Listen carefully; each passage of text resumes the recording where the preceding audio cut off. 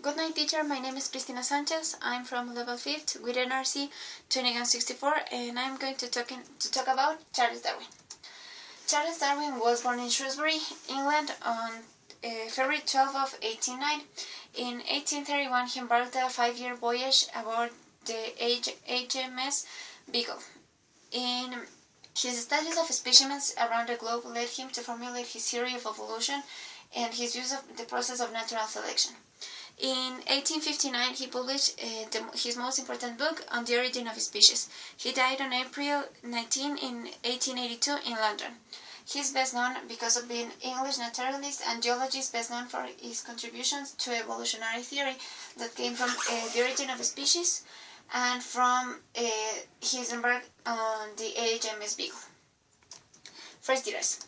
Naturalist Charles Robert Darwin was born on February 12 of 1809. He came from a family of doctors. His grandfather was a botanist, but his mother died. His mother Susan died at the age of 8 years old. In October 1855, at the age of 16 years old, Darwin enrolled at Edinburgh University along his brother Erasmus. Erasmus was a doctor either, and Edinburgh was the university that trained him as a botanist. 2 years later, Charles Darwin became a student at Christ's College in Cambridge. His father hoped he followed his footsteps and become a medical doctor, but a sight of blood made Darwin quizzy. Christ's College in Cambridge was a Catholic university, but that is the interesting thing about Charles Darwin, that he was a scientific, but that also believed in religion. So that was That was the reason because of people talk about a scientist that believes so much in religion. Voyage aboard the Beagle. On December 27 of 1831, the HMS Beagle launched its voyage around the world with Darwin in tow.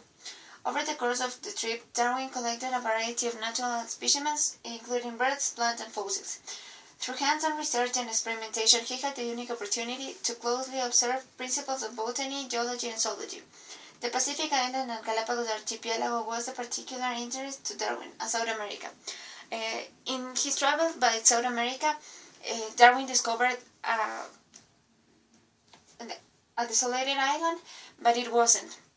In Galapagos Island, he found botany, geology, and zoology that are the most important facts, because in botany, he started to discover his evolution theory because of introducing native plants that he took from Europe to South America, and the competition that it had with the other plants that were already here.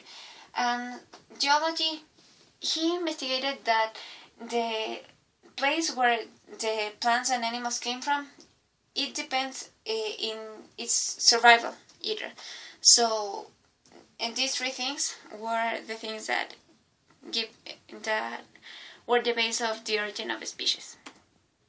Upon his return to Ireland in 1836, Darwin began to write up his findings and to journal researches, published as part of Captain Fitzroy's larger narrative, and later edited in the zoology of the Voyage of the Beagle.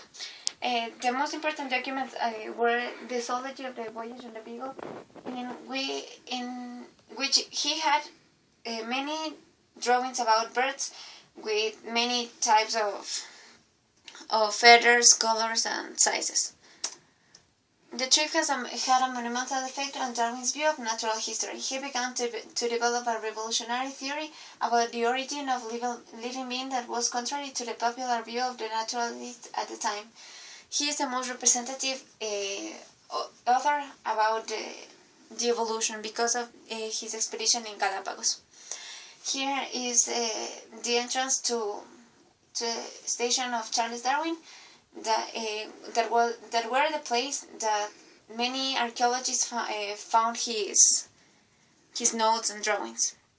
And here is the book that made him famous and made his theory become a real thing to study, the origin of species.